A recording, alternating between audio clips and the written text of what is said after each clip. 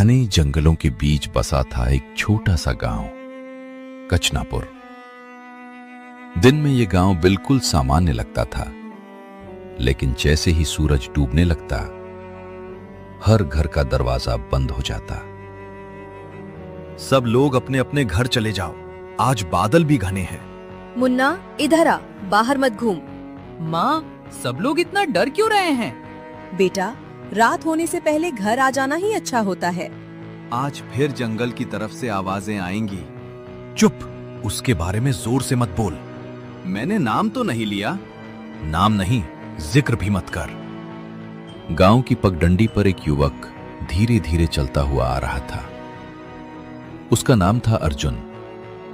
वो कई साल बाद अपने दादा का पुराना घर संभालने वापस गांव लौटा था।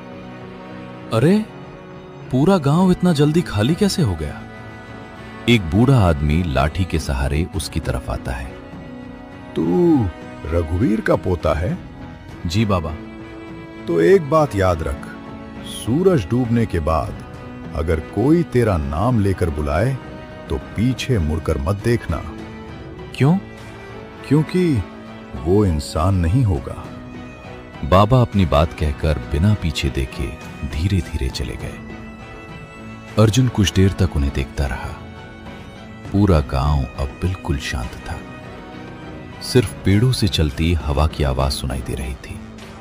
इतना डर किस बात का है? एक नाम लेने से क्या हो? तभी सामने वाले घर का दरवाजा थोड़ा सा खुलता है। अर्जुन, अंदर आजा, जल्दी। चाची, आखिर बात क्या है? धीरे बोल, दीवारों के भी कान होते हैं। अर्जुन अंदर चला जाता है। जब तक सूरज नहीं निकलता, खिड़की मत खोलना। लेकिन क्यों? हमने जो खोया है, तू मत खोना। किसने छीना? कमला चाची की आंखें भर आती हैं। मत पूछ, उसका जिक्र भी अच्छा नहीं। तभी बाहर से एक कुत्ता जोर जोर से भौंकने लगता है। फिर अचानक उसकी आवाज बंद हो जाती है। पूरे घर में सन्नाटा छा जाता है। कुत्ता चुप कैसे हो गया? मत देख बाहर। लेकिन अर्जुन धीरे से खिड़की की तरफ बढ़ता है। वो बाहर झांकने ही वाला होता है कि कमला उसका हाथ पकड़ लेती है। नहीं, यही गलती मेरे पति ने की थी। क्या हुआ था उनके साथ? सुबह लौट तो आए थे, लेकिन उन्होंने कभी एक शब्द नहीं बोला। 3 दिन बाद बस चुपचाप मर गए। अर्जुन के चेहरे का रंग उड़ जाता है। तभी गांव के मंदिर की घंटी अपने आप बजने लगती है। इस समय मंदिर में कौन है? कोई इंसान नहीं, फिर भी हर रात घंटी बजती है। अचानक बाहर से किसी बूढ़े आदमी की आवाज आती है। कमला, दरवाजा खोल। अर्जुन चौंक जाता है। कौन है? चुप, मेरे पिता की आवाज है, लेकिन उनकी मौत को 20 साल हो चुके हैं। दरवाजा मत खोलना। अर्जुन के माथे पर पसीना आ जाता है। बाहर वही आवाज फिर गूंजती है। कमला, आज एक नया आदमी आया है। मैं ठंड में खड़ा हूं, दरवाजा खोल। कमला रोने लगती है और अर्जुन पहली बार महसूस करता है कि गांव वाले शायद झूठ नहीं बोल रहे थे। घर के बाहर वही आवाज बार बार गूंज रही थी, लेकिन कमला चाची और अर्जुन दोनों चुप बैठे रहे। कुछ देर बाद आवाज अपने आप बंद हो गई।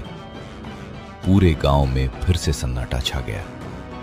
चाची, अगर बाहर कोई नहीं था तो आवाज किसकी थी? यही तो कोई नहीं जानता।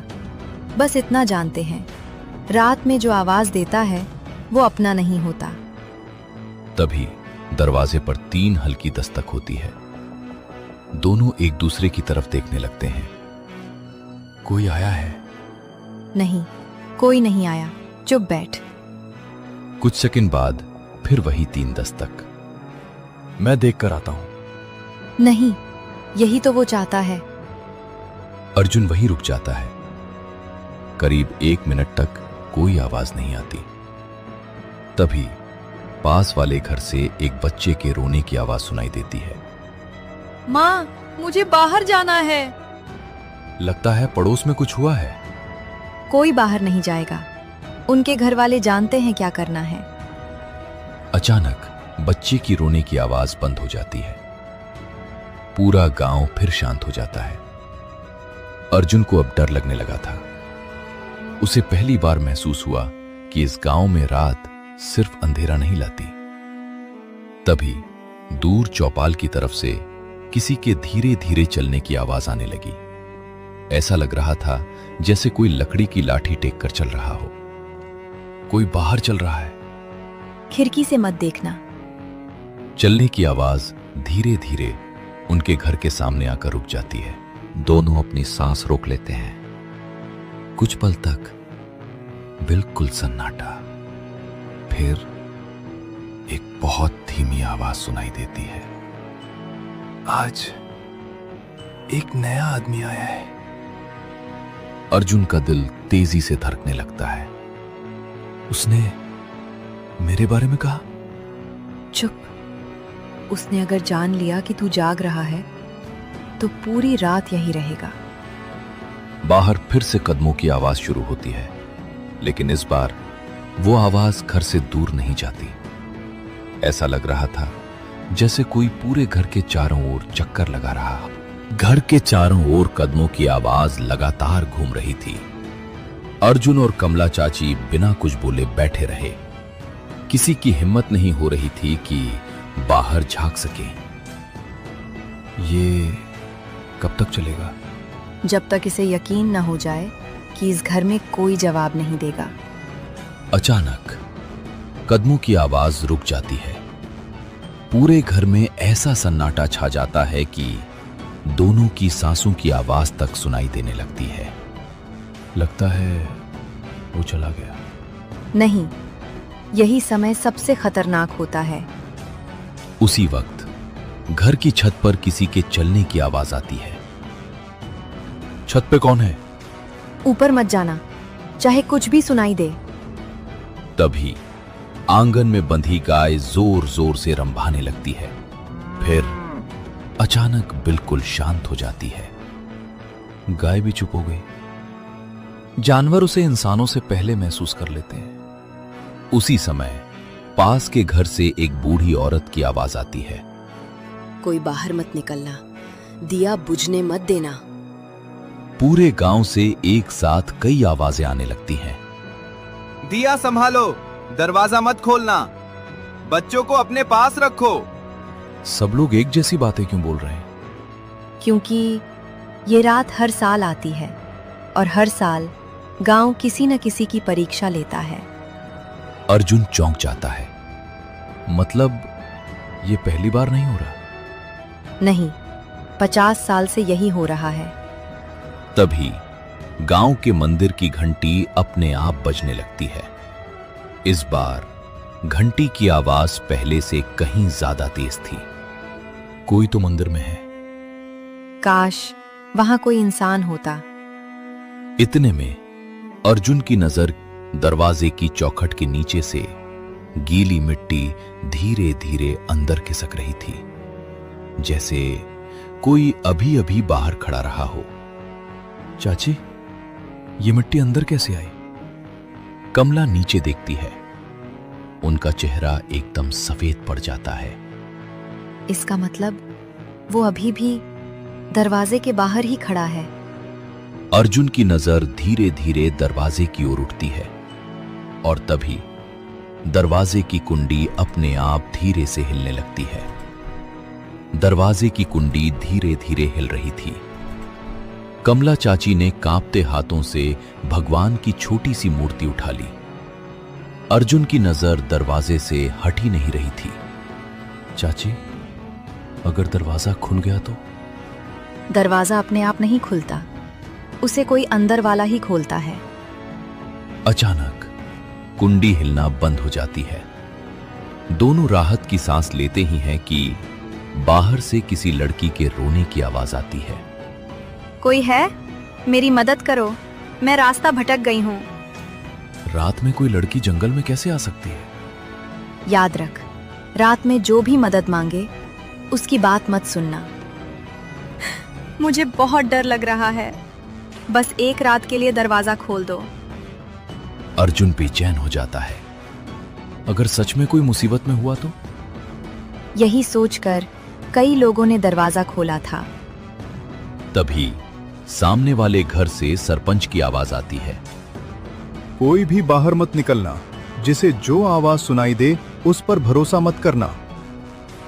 कुछ ही पल बाद लड़की के रोने की आवाज अचानक बदल जाती है। अब वही आवाज अर्जुन की मां जैसी लगने लगती है। अर्जुन, बेटा दरवाजा खोल, मैं तुझे लेने आई हूँ। अर्जुन का चेहरा उतर जाता है। ये तो मेरी मां की आवाज है, लेकिन वो तो शहर में है। कानों पर भरोसा मत कर, यही इसकी सबसे बड़ी चाल है। आवाज फिर आती है। अर्जुन, मैं अकेली हूँ, बेटा दरवाजा खोल। अर्जुन की आंखों में आंसू आ जाते हैं। वो धीरे धीरे दरवाजे की तरफ बढ़ता है। अगर तूने कुंडी छू ली तो हम दोनों सुबह नहीं देख पाएंगे। उसी समय पूरे गांव में एक साथ शंख बजने की आवाज गूंज उठती है। मंदिर के पुजारी की ऊंची आवाज सुनाई देती है। सब लोग अपने अपने घरों में रहो। आज की रात अभी खत्म नहीं हुई है।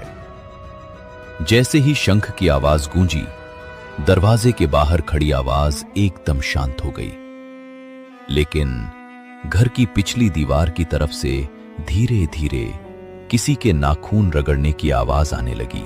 अर्जुन और कमला एक साथ पीछे मुड़कर देखते हैं और उनके चेहरे पर फिर से डर साफ दिखाई देने लगता है। पूरी रात अर्जुन और कमला चाची ने आंखों में ही काटी। दीवार पर नाखून रगड़ने की आवाज, कभी तेज कभी धीमी, लेकिन सूरज निकलने तक बंद नहीं हुई। जैसे ही सुबह की पहली किरण गांव में पड़ी, सब कुछ एकदम शांत हो गया। पक्षियों की आवाज फिर से सुनाई देने लगी। ऐसा लग रहा था मानो रात में कुछ हुआ ही ना हो। चाची, अब तो सुबह हो गई। मैं दादाजी के घर जाकर उनसे सब पूछूंगा। जा, लेकिन रास्ते में किसी से रात की बात मत करना। अर्जुन घर से निकला। गांव के लोग अपने अपने काम में लगे थे, लेकिन हर किसी के चेहरे पर डर साफ दिखाई दे रहा था। कोई भी रात की घटना का नाम तक नहीं ले रहा था। कुछ देर बाद अर्जुन अपने दादाजी के पुराने घर पहुंच गया। दरवाजा आधा खुला हुआ था। दादाजी, मैं आ गया। अंदर से एक कमजोर आवाज आई। आजा बेटा, मैं तेरा ही इंतजार कर रहा था। अर्जुन अंदर गया। दादाजी चारपाई पर बैठे थे। उनके सामने पुराने कागज, एक लाल कपड़े में लिपटी हुई किताब और गांव का बहुत पुराना नक्शा रखा था। दादाजी, कल रात जो हुआ वो क्या था? दादाजी ने गहरी सांस ली। मुझे पता था एक दिन वो फिर लौटेगी। कौन? वही जिसकी वजह से इस गांव में सूरज ढलने के बाद कोई घर से बाहर नहीं निकलता। अर्जुन चुपचाप दादाजी की बात सुनने लगा। दादाजी ने धीरे धीरे लाल कपड़े में लिपटी किताब खोली। उसके पहले पन्ने पर एक पुरानी और डरावनी तस्वीर बनी थी। तस्वीर देखते ही अर्जुन के चेहरे का रंग उड़ गया। दादाजी ने कहा, अगर इस गांव को बचाना है तो पहले तुम्हें इसकी 50 साल पुरानी सच्चाई जाननी होगी। और यहीं से दादाजी ने पुरानी किताब बंद की और कुछ पल तक चुप बैठे रहे। कमरे में अजीब सी खामोशी छा गई। दादाजी, आखिर 50 साल पहले ऐसा क्या हुआ था? दादाजी ने धीरे धीरे बोलना शुरू किया। उस समय इस गांव का नाम दूर दूर तक मशहूर था। लोग खुश थे, खेती अच्छी होती थी, लेकिन एक रात सब बदल गया। क्या हुआ था? गांव के बाहर पुराने बरगद के पास एक औरत मिली थी। वो जोर जोर से रो रही थी। उसने सबसे मदद मांगी। गांव वालों को उस पर दया आ गई। उन्होंने उसे गांव में रहने की जगह दे दी। शुरुआत में सब कुछ सामान्य था, लेकिन कुछ ही दिनों बाद हर रात एक एक करके लोग गायब होने लगे। फिर जिसने भी आखिरी बार उसे देखा वो कभी वापस नहीं आया। तब गांव के लोगों को समझ आया कि वो औरत इंसान नहीं थी। अर्जुन के हाथ कांपने लगे। क्या वही कल रात मेरी मां की आवाज निकाल रही थी? हाँ, उसे हर इंसान की आवाज बदलने की शक्ति है। वो तुम्हें उसी की आवाज सुनाती है जिस पर तुम्हें सबसे ज्यादा भरोसा हो। दादाजी उठे और कमरे के कोने में रखी एक पुरानी लकड़ी की पेटी खोली। उसमें से उन्होंने एक लोहे का पुराना ताबीज निकाला। इसे हमेशा अपने गले में पहनना। जब तक ये तेरे पास रहेगा वो तुझे सीधे छू नहीं पाएगी, लेकिन अगर ये ताबीज खो गया तो तुझे कोई नहीं बचा पाएगा। अर्जुन ने ताबीज अपने गले में पहन लिया। उसी समय घर के बाहर किसी ने धीरे धीरे दरवाजा खटखटाया। दादाजी का चेहरा एकदम बदल गया। अभी तो दिन है, फिर दरवाजे पर कौन हो सकता है? दोनों ने एक दूसरे की तरफ देखा और धीरे धीरे दरवाजे की तरफ बढ़ने लगे। दादाजी ने धीरे धीरे दरवाजे के पास जाकर पूछा, कौन है? बाहर से आवाज आई, मैं सरपंच हूं, दरवाजा खोलिए। दादाजी ने खिड़की से बाहर झांका। सचमुच बाहर सरपंच खड़े थे। उन्होंने दरवाजा खोल दिया। अर्जुन, तुम्हें तुरंत मेरे साथ चलना होगा। लेकिन हुआ क्या है? आज सुबह गांव का एक लड़का पुराने बरगद के पास बेहोश मिला है। होश में आने के बाद वो बस एक ही बात बोल रहा, वो वापस आ गई है। दादाजी का चेहरा गंभीर हो गया। मैंने कहा था ये सब फिर शुरू होगा। तीनों बरगद की ओर चल पड़े। दिन का उजाला था, फिर भी उस रास्ते पर कोई नहीं जा रहा था। हर घर का दरवाजा बंद था। कुछ देर बाद वे पुराने बरगद के पास पहुंचे। जमीन पर अजीब अजीब निशान बने हुए थे, मानो किसी ने लंबे नाखूनों से मिट्टी को कई जगह खरोंच दिया हो। बरगद के तने पर लाल रंग से एक निशान बना था। यह निशान पहले भी था? नहीं, ये आज सुबह ही दिखाई दिया है। दादाजी की नजर पेड़ की जड़ों पर गई। वहां मिट्टी के नीचे से एक पुरानी लकड़ी की संदूक का कोना बाहर निकला हुआ था। इसे बाहर निकालो, लेकिन सावधानी से। अर्जुन और सरपंच ने मिलकर संदूक बाहर निकाला। उस पर जंग लगा हुआ बड़ा ताला था और ताले पर एक कागज चिपका था। उस पर सिर्फ एक ही लाइन लिखी थी, इसे खोलोगे तो गांव का सबसे बड़ा राज जाग जाएगा। अर्जुन ने दादाजी की तरफ देखा। दादाजी की आंखों में डर साफ दिखाई दे रहा था। उन्होंने धीरे से कहा, शायद अब वो समय आ गया है। बरगद के नीचे रखे उस पुराने संदूक को कोई छूने की हिम्मत नहीं कर रहा था। चारों तरफ सन्नाटा था। हवा भी जैसे रुक गई थी। दादाजी, क्या इसमें वही राज है? हाँ, लेकिन इसे यहीं खोलना सबसे बड़ी गलती होगी। पहले इसे मंदिर ले चलते हैं, पुजारी जी के सामने ही फैसला होगा। अर्जुन, दादाजी और सरपंच संदूक को उठाकर मंदिर की ओर चल पड़े। मंदिर पहुंचते ही पुजारी ने संदूक को देखते ही आंखें बंद कर ली।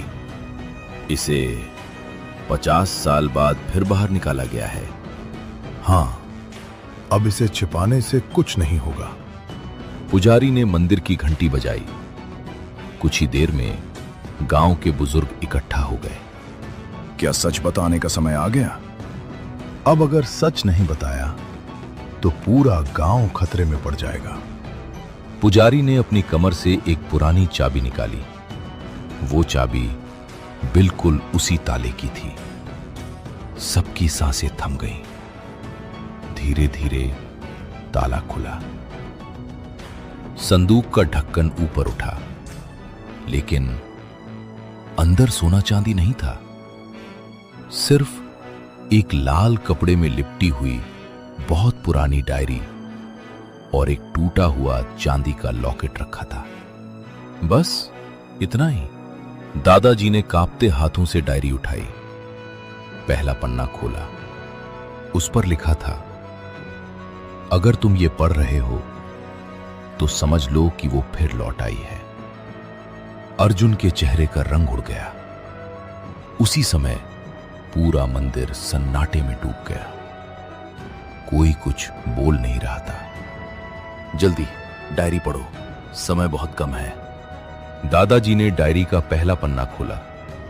उस पर लिखा था, ये डायरी मैं, रघुवीर, गांव का पुराना चौकीदार, अपनी आखिरी रात को लिख रहा हूं।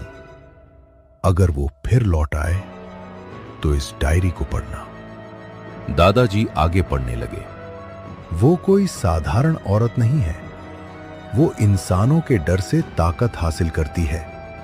जितना लोग उससे डरते हैं, वो उतनी ही शक्तिशाली होती जाती है।